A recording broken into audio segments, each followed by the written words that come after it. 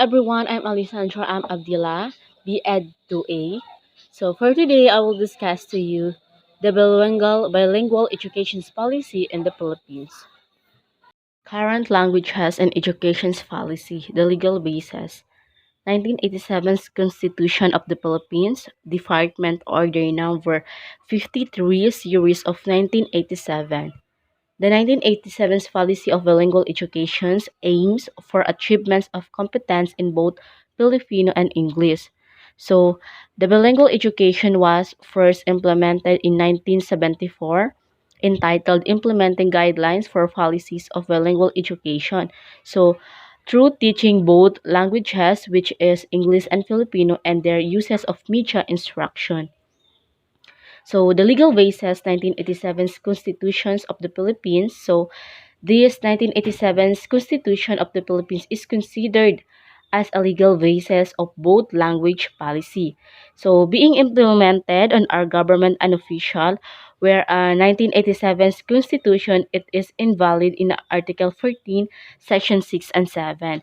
With the 1987's constitutions on the behalf of the Department Order number 53 series of 1987 or the bilingual education policy in the Philippines. So the main role of bilingual education policy in the Philippines is to separate the youth of the Filipino and English languages in education setting with the Philippines, and also to promote the usage of Filipino and English, where work educations, character education, social science are main taught in English and other subjects, just like the mathematics, science are main taught in English subjects. So as you can see on the next slide is this is the cupboard of the Filipino.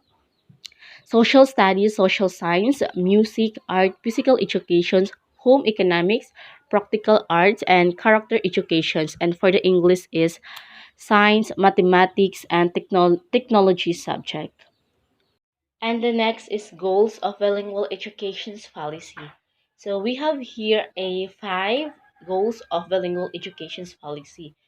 So for the number one is enhance learning through 2 languages to achieve quality education. So here, learning another language or more languages will be beneficial to us, but doesn't mean that it is only for a student, because someday it is our investment in the future. So additional to that, enhance learning through 2 languages to achieve quality education. So the rule of the bilingual education policy in the Philippines is not only in promoting for learning, but also to apply how each language make us to be a more competitive in work. So for the number two is propagate Filipino as language of literature. So the main role of bilingual education policy in the Philippines not only Filipino push to learn or to know language, particularly Filipino, but also on how Filipino communicate through language. And we are here in the Philippines say that we are a lot of cultures, beliefs, and tradition that make us unique. Through Filipino language, we diverse that identify as a Filipino. For number two is develop Filipino as linguistic symbol of national unity and identity. So Filipino language is our identity. So if there's someone here speaking in Tagalog, of course they can easily uh, identify you as a Filipino person. For the number four is qualitative and evaluate Filipino as language or a scholarly discourse that is it's containing intellectualizations. 5 is the maintenance of English as an international language for the Philippines and as a non-exclusive language of science and technology. Leaks Order number 11, series of 1987. An act guaranteeing priority to a residents of the barangay, municipality, or city where the school is located in the appointment or assignments of classroom public school teachers, which allow use of local language, specifically where local culture should be enhanced in cultural communities. So that is the violations of the Filipino is that when we are able to perform our function or duties as a Filipino citizens. So when we are using English language, of course, we can able to meet the different needs of our cultures or communities. This order number 11 series of 1987 is a law may be happen that is original settings, which is the province's city or the municipality, where our government is encouraged approach for those teacher in a local city to hire or to hire in a service public school where they are really much exposed in language and cultures. That is that they belong in their facilities.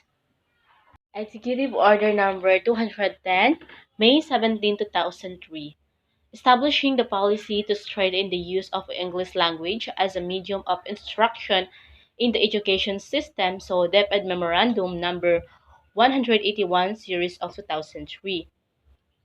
So the Executive Order Number 210, May 17, 2003, enhanced the use of Filipino language in all official communication or transaction, whether it is a national or a local.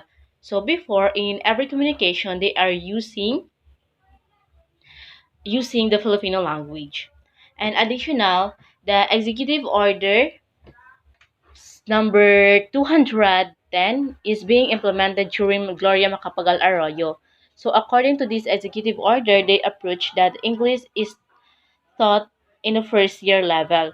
Then English, mathematics, science subject are the language medium instruction in the educational settings with the Philippines, and also Gloria Macapagal Arroyo expected that 70% of the activities in school as long as the program are being taught in English as a program to be a child or students to become more competitive in the world today.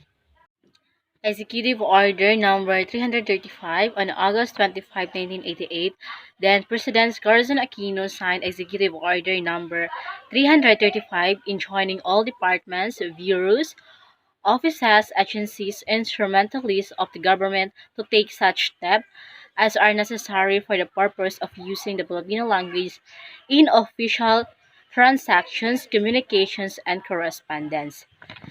So, the executive order number 335 it is exposed or established during the administration of President Corazon Aquino. So, it is the state that all of the government agencies, bureaus, and administration must be used of Filipino language of transactions, communication that we always face and always correspondent. So, through Executive Order Number 335, all of the government's offices collaborate as one another in using Filipino language, which is to promote mutual understanding to each other.